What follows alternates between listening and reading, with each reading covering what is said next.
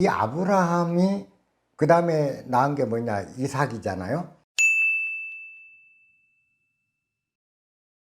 이삭도 그 우리 기독교 신앙 체계에서 예수님 족보에 굉장히 중요한 그거죠. 이삭하고 이스마엘하고 이렇게 해서 이슬람교가 분파가 되는데, 그 동생인, 그러니까 형인 이스마엘은 이슬람교에서는 그 사람을 이삭을 인정을 않고, 이스마엘이 장자니까 큰아들이니까 첩의 자식이지만 거기가 적통이다 해서 거기를 중심으로 세계를 잡아가는 거고, 이 기독교 쪽에서는 이삭이 아브라함의 적통 본부인한테서 났으니까 이삭을 장자로 쳐서 이삭 계열로 노는 거. 이삭도 중요한 인물이에요. 그럼 이제 이삭은 뭐냐, 아버지한테 칼에 찔려 죽으려다가 이제 간신히 살아난 아이인데, 이 이삭이 나중에 이삭도 보면 리브가라는 여자, 자기 사촌이죠. 그거를 이제 부인으로 얻어가지고 블레셋 땅으로 가요. 블레셋 땅에 가서 블레셋 왕, 그때는 왕 그 당시 아비멜렉이었는데, 아비멜렉이라는 사람 이름이 아니에요. 왕명이 함께. 블레셋 왕 아비멜렉한테 뭐라고 하냐, 이삭. 지 아버지하고 똑같은 짓을 해. 지 마누라 그 뭐냐, 리브가한테 내 여동생이라고 해야 된다. 거짓말은 아니야. 사촌이니까. 사촌간에 그래요. 그 여동생은 맞지 또. 근데 어쨌든 부인이잖아. 부인인데 여동생으로 행세하기를 해. 그러면서 이제 블레셋 땅에서 몇 년 살아요. 오랜 생활을 사는데, 살다 보니까 부부잖아. 어느 날 이삭이 지 마누라하고 키스를 해요. 키스를 하는데 하필 그때 저 높은 성문 위에서 그 민간인 사는 세상을 쭉 이렇게 둘러보고 있던 아비멜렉 왕한테 들켜. 자기 부인을 동생이라고 여태 속였는데, 제 아버지처럼 이제 맞아 죽을까봐 그런가 속였는데, 어느 아무도 안 보니까 하고 뽀뽀를 했는데, 그때 아비멜렉이 발견을 했다. 그걸 봐봤단 말이에요. 그러니까 불러요. 이삭을 불러갖고. 그때 당시 이삭의 부인은 누가 데려가질 않았어요. 그냥 형제간의 상가보다 이렇게 해서 누가 그 블레셋 왕인 아비멜렉도 그 리브가를 데려가거나 하진 않았어. 근데 일단 불러가고 야단을 쳐요. 네가 어찌하여 네 부인을 여동생이라고 했느냐. 만약에 내 백성이, 우리 이 땅에 있는 백성들이 진실로 네 얘기를 그대로 믿고 네 여자를 범했으면 그 부도덕함을 어쩌라고 너는 그렇게 속였느냐. 그렇게 꾸짖어요. 웃기는 거예요. 그러니까 자기가 살아남기 위해서, 또 어떤 자기의 그 실력을 쌓기 위해서는 마누라도 판다. 자기가 이거예요. 이런 이제 막장입니다. 근데 이거 나쁘게는 보지 마세요. 나중에 이거 이야기하는 배경이 제가 그런 거니까. 자, 어쨌든 이제 이삭이 그랬어. 그 다음에 이삭 다음에 중요한 인물은 야곱이라.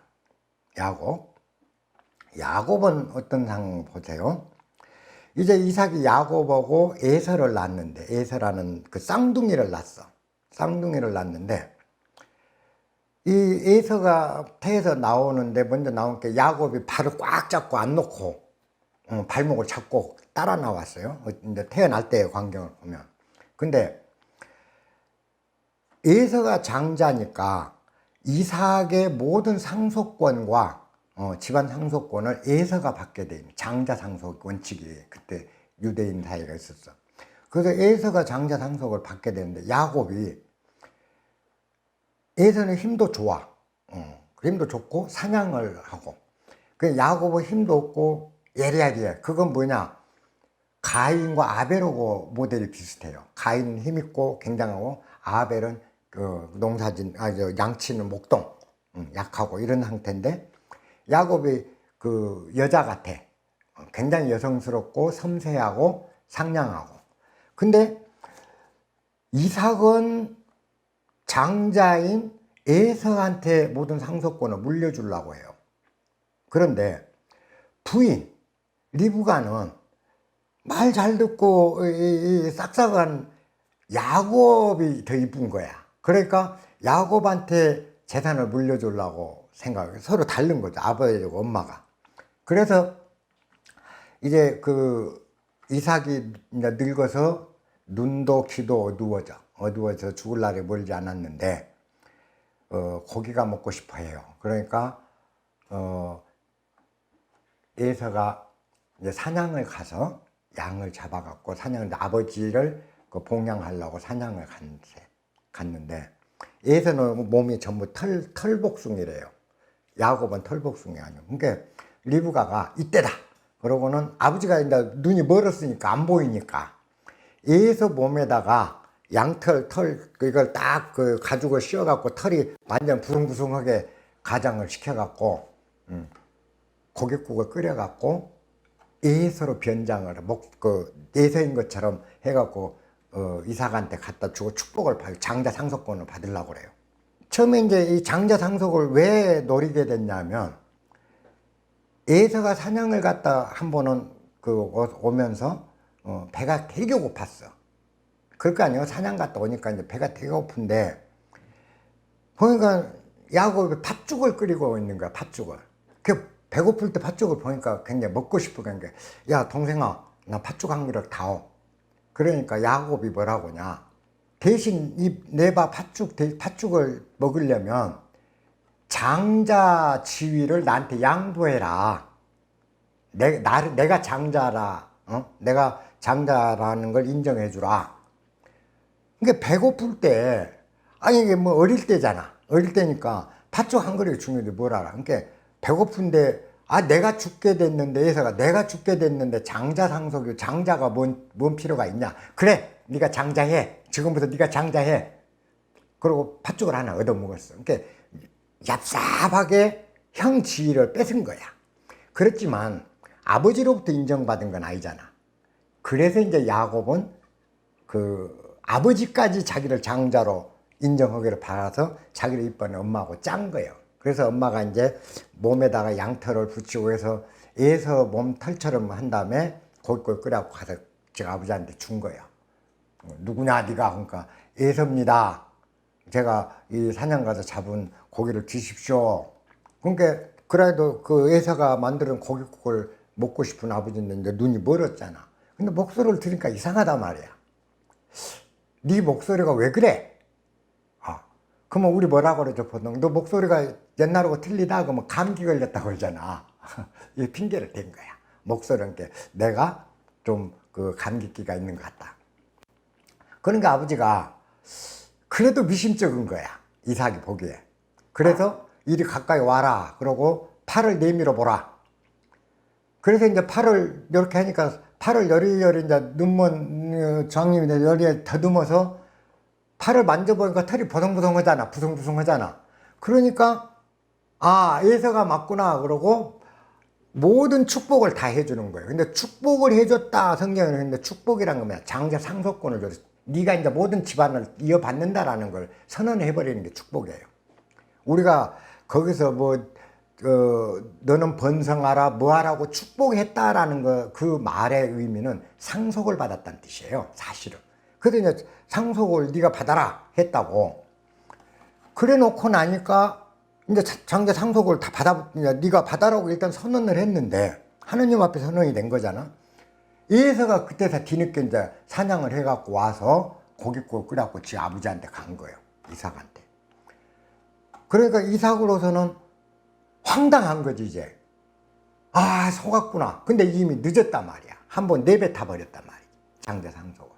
그러니까 아직 얘한테 야곱한테 축복을 하지 않은 상속하지 않은 나머지 축복을 해준다. 나머지 재산을 이제 에서한테 주는 걸로 이렇게 돼요. 그래서 야곱이 이제 즉 아버지 전 재산을 이어받는 그 장자 상속권을 획득을 해요. 이 과정이 형제잖아. 피를 나는 친혈육인데 너무나 야비하게 모사를 꾸려서 장자 상속권을 뺏어갔잖아요.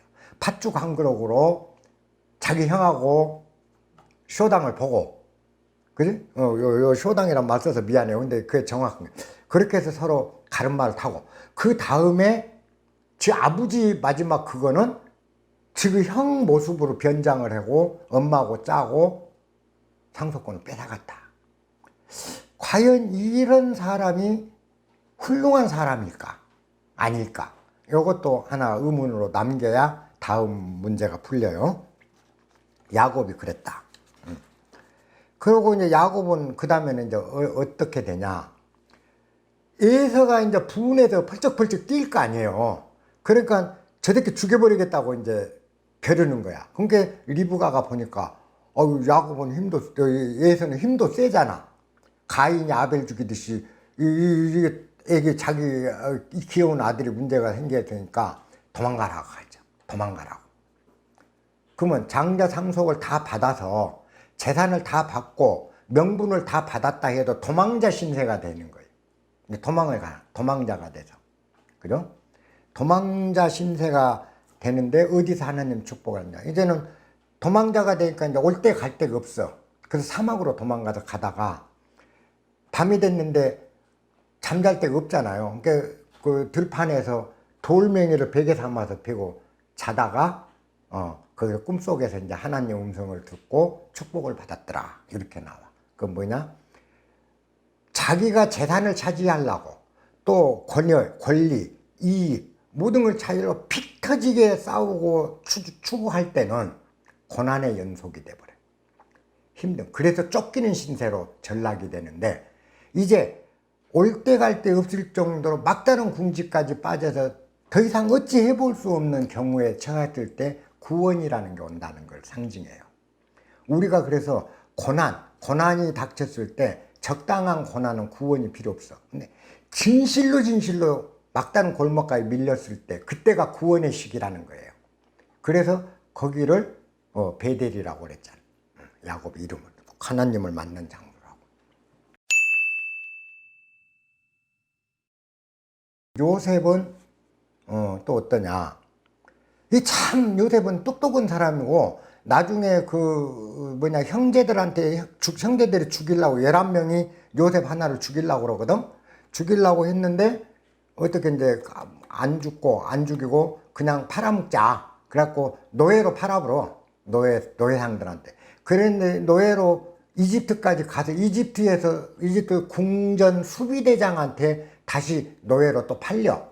근데 거기서 이제 그 파라오가 꿈꿨던 꿈을 해몽을 잘 해주면서 현자로 인정받아서 기용이 돼서 파라오 밑에서 이집트의 재상이 돼요.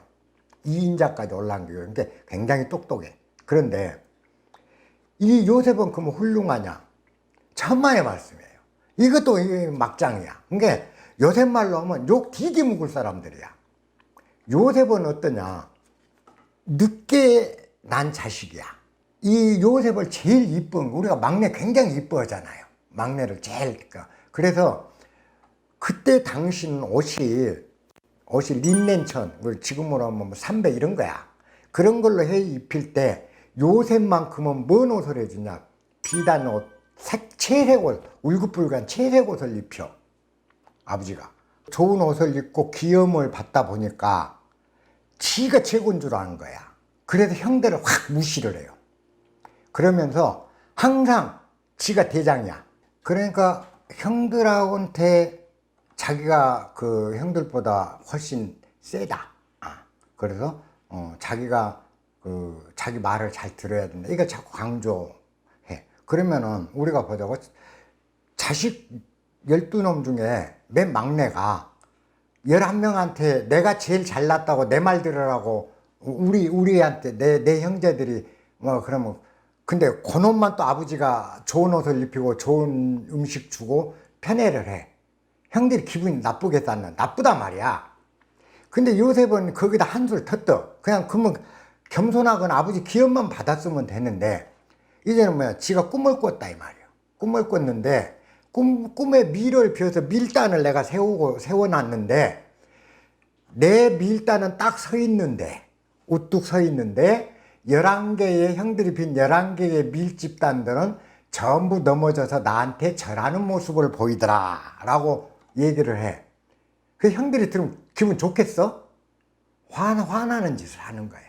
근데 이 한두 번이 아니라 말이야. 그런 게 한두 번이 아니고, 그렇게 이제 그 얘기를 하면서 자꾸 형들한테 그런다. 그 다음에, 또 이제 그 밀단 외에도, 열국을 이렇게 사는데 내한테 형들이 다 와서 엎드려서 절했다. 이 얘기를 또 꿈을 꿨는데 그랬다. 그러면 모든 형제들이 나한테 무릎을 꿇고 나한테 경배를 하고 나를 절했다. 나한테 절했다. 이게 실현이 된 거야. 이집트에도 재상이 되고 나니까 높잖아. 그래 나중에 흉년 들어서 그 요셉 형제들이 묵고 살 게 없으니까 애굽을 가갖고 요셉을 만나게 되거든.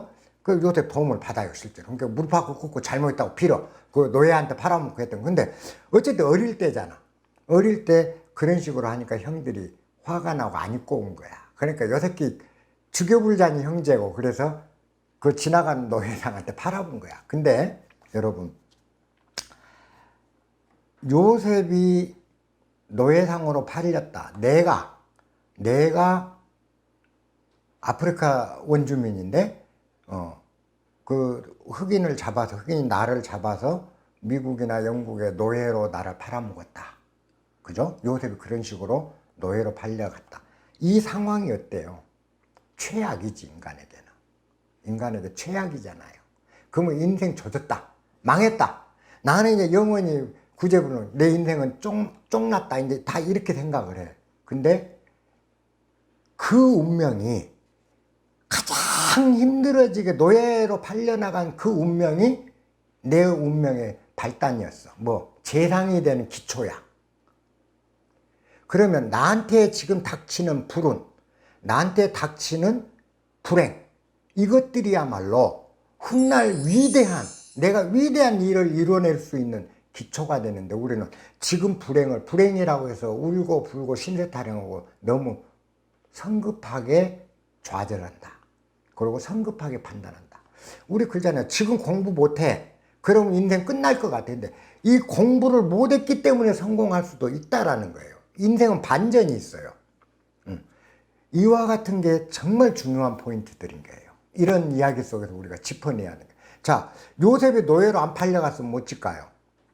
12형제끼리 아버지 재산 찍찍 12개로 쪼개놓고 보면 별거 아닌 걸로 있다가 7년 대안이 들어서, 그때 흉년이 들거든. 자기 형들처럼 거지가 돼갖고 이집트까지 가도 빌어먹으러 갔어야 된단 말이지. 안 팔려, 노예가 안 돼서. 근데 잘난 척 하다가 형제들 안 입고 와갖고 노예로 매매상한테 팔린 그 노예가 된 상태가 요셉에게는 하늘이 준 운이 된 거예요. 이게 하나님의 역사라는 게 그런 식으로 이루어진다. 기독교도 얘기할 때 이게 하나님의 역사예요. 근데 하나님의 역사라고 보지만 우리 인간 세상에 우리가 살아가는 도리가 그와 같은 거예요. 불행을 불행이라 생각하면 안 돼요. 이 불행이 앞으로 있을 좋은 일을, 더 큰 일을 하기 위해서 이 불행이 지금 만들어지는 것일 경우가 굉장히 많다.